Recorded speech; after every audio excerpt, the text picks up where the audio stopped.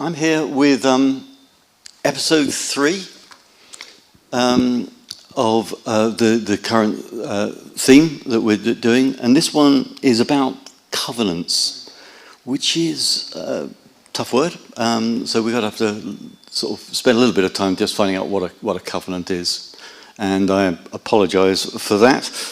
There are some fantastic notes that Andy's done, and for those of you, and many of you would have received these notes through the email that was sent out. But if you would also like to have a hard copy, if you're a hard copy sort of person, Amy has done some copies and she's left them just outside there, which you can pick up later, because this is actually quite a deep subject, and so it's probably better to have the deeper notes, because I'm going to give a very light touch to this as we go forward.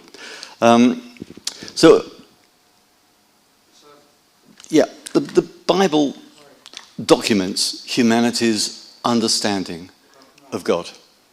And as each generation goes through, the Bible, which covers hundreds and hundreds and thousands of years of history, the Bible picks up in different stages and different waves new understanding of God and of his relationship with us.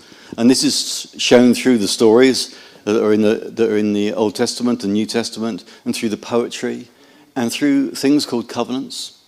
And it's reflected in the acts of service and forgiveness and faith of the community of people in the church. So we learn from each other, we learn from the Bible, and we learn from history. And it all builds together. Now, my talk this week is going to focus very much on the Old Testament covenants, and the purpose of the covenants is that they explain and help clarify our understanding of God. Yay, it works. So, to tell you a little bit about my history. So, I'm not quite this old, but in 1759, a man called John Wilson was born in Berwick-on-Tweed. It's a border between England and Scotland. It's a port town, and it's known for shipbuilding. And his son was also born there. And his son was born in South Shields, and his son was born also in South Shields, and all those generations, and the two generations afterwards, they were all born in seaside towns, right by the sea, and they were all involved in the history of our maritime world and shipbuilding. In fact, one of my ancestors, James Wilson, he was an officer on the largest ship afloat at the time, the largest steam-driven ship afloat, called the HMS Himalaya. And so they're all part of this kind of history. And bless her cotton socks, my daughter Lois and her wife bought for me a family tree. And so we've got that up on the wall in the house. And actually, Emily actually researched it and did all the work herself. And so it was a lovely gift. And so I can sort of see this history going.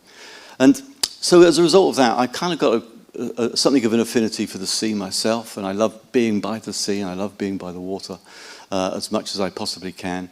And I see waves as an illustration, as an image of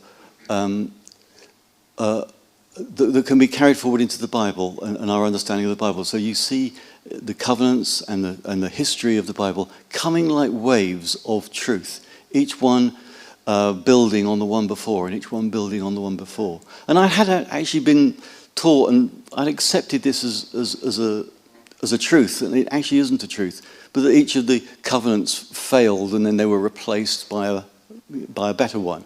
But they're not. They're just greater and deeper and more revealing truths as we go forward.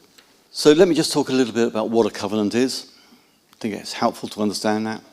And I'll start off with the key verse for today's talk, which is, "And now the Lord said to Abraham, go from your country and your kindred and your father's house to the land that I will show you, and I will make of you a great nation, and I will bless you and make your name great, so that you will be a blessing. And I will bless those who bless you, and the ones who curse you, I will curse. And in you, all the families of the earth will be blessed. Now, what a fantastic promise that is. And so it's just at the heart of it. They're so unbalanced, these covenants. They're so unbalanced because God gives so much, and asks so little of us in response. But I probably need to clarify again what I mean by a covenant. It's a difficult word. It's not a term that we use in everyday life. If you're a theologian or a lawyer, you might use it, but basically, we don't use it.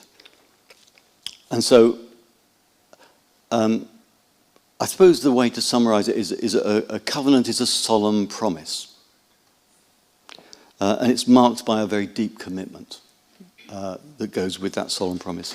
It's a bit more than an agreement just to meet up. Hi, I'm got a covenant to meet up with you. But it is an agreement. But it's more than that kind of casual agreement. It's a solemn promise.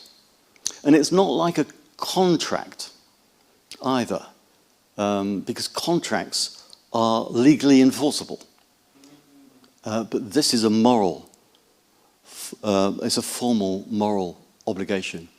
And to a certain degree, I think we might all agree that that's actually a higher standard than something that's merely legally enforceable. And because it's a moral agreement, it's actually central to the relationship between God and us as individuals. So understanding how that works, it's central.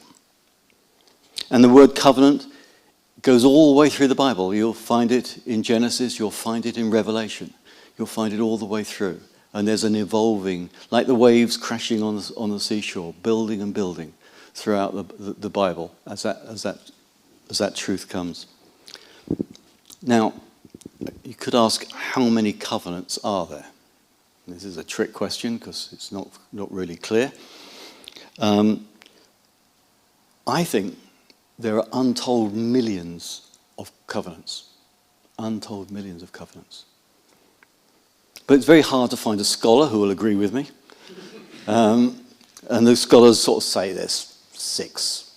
Some say 7, and some argue, as scholars do, endlessly about whether that one's 2 covenants or whether it's 1 and all that sort of stuff. But, so I'm out on the limb here. I think there are millions of covenants. But I'll come back to that just towards the end of my talk. Let me just go to the next verse. Yay.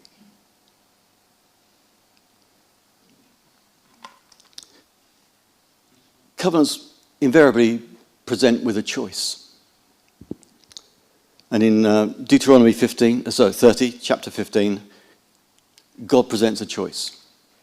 See, I've set before you today life and prosperity, death and adversity. If you obey the commandments of the Lord your God that I'm commanding you today, by loving the Lord your God, by walking in his ways and observing his commandments, decrees and ordinances, then you shall live and become numerous. And the Lord your God will bless you in the land that you are entering to possess.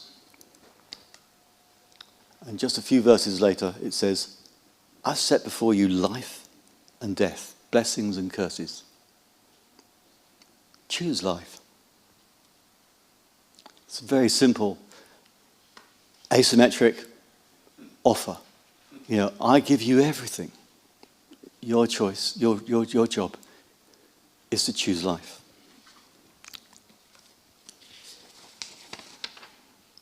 So let's just go into 4 of the covenants that are covered by my talk and by the notes that support it, just so that you can sort of see a little bit of them. This is one of those covenants that some people say are 2 and some people say are 1, and I'm happy to take it as 1. It's to Adam, and it's the oldest. And this takes This is a promise from God, and it takes us from Adam as an individual to Adam as an enlarged family. It details really the blessings that come from obedience and the troubles that come from disobedience. And for anyone here who is a vegetarian, this is a particularly reassuring covenant. So in Genesis chapter 1, verse 28 to 30, God said to them, be fruitful. And when I said to them, well, you know, the world was quite small in those days and it was just Adam and Eve. So God said to them, be fruitful and multiply and fill the earth and subdue it and have dominion over the fish of the sea and over the birds of the air and over every living thing that moves upon the earth. And God said, see, I've given you every plant yielding seed that's on the face of the earth and every tree with seed in its fruit. You shall have them for food.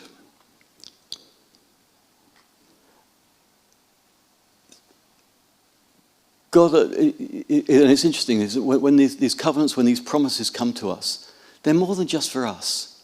They're kind of for our families. They're kind of for our communities. They're kind of for the world that we live in, to keep it clean, to keep it pure, to keep it well gardened and well looked after. That's the kind of the key theme that comes out of the Garden of Eden.